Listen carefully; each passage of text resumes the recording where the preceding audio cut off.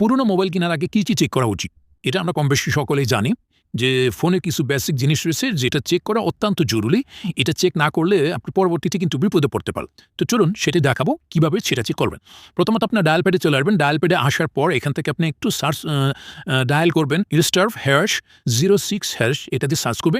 আপনার ফোনে যে এমআই নাম্বার সেটা চলে আসবে। সবার উপরের এমআই নাম্বার এটাতে আপনি কপি করে নেবেন এভাবে ধরে কপি করে জাস্ট এখান থেকে বেরিয়ে যাবেন।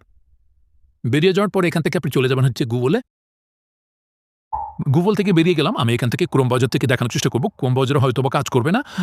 তবে আমি জানি না। তো ক্রোম ব্রাউজারে চলে যাচ্ছি। চলে যাওয়ার পর এখান থেকে সার্চ করব। গুগলে সার্চ করব এখান থেকে IMEI নাম্বার, IMEI Pro, ওকে? IMEI Pro দিয়ে সার্চ করলে একটা ওয়েবসাইট আপনার সামনে শো করবে। এই যে সবার উপরে দেখুন IMEI নাম্বার। এই যে প্রো এটাতে উপরে সবার উপরে এটাতে ক্লিক করবেন। ক্লিক করার পর ঠিক এরকম একটা অপশন আপনার সামনে শো করবে। আমরা যেই নাম্বারটা কপি করে নিয়ে আসছি সেটা এখানে পেস্ট করে দেব। করে দেওয়ার পর এখান থেকে I am not a robot এটাতে ক্লিক করব। ক্লিক করার পর এখান থেকে দেখুন মোটরসাইকেল লেখা আসছে এখানে। আমাদেরকে মোটরসাইকেলটা শো করতে হবে।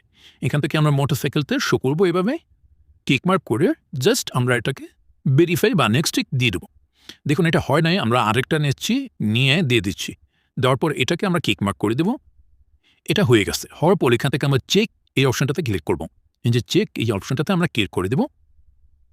ক্লিক করে দেওয়ার পর আমরা একটু স্ক্রল করে একটু নিচে আসবো। নিচে আসার পর দেখুন আমার ফোনটা মডেল কি, IMEI নাম্বার কি এবং কি ব্র্যান্ডের ফোন এখান থেকে সব কিছু শো করতেছে এবং এখান থেকে ক্লিন যে ব্ল্যাক লিস্ট স্ট্যাটাস এটা এখান থেকে ক্লিন শো করতেছে।